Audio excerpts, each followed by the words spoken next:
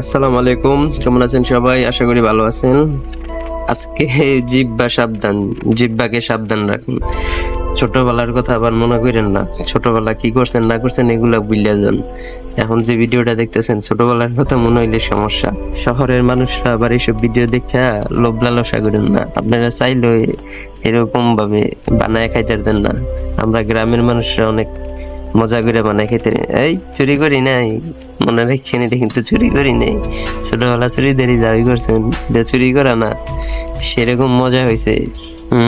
বুঝতে হইব কেডাই বানাইছে।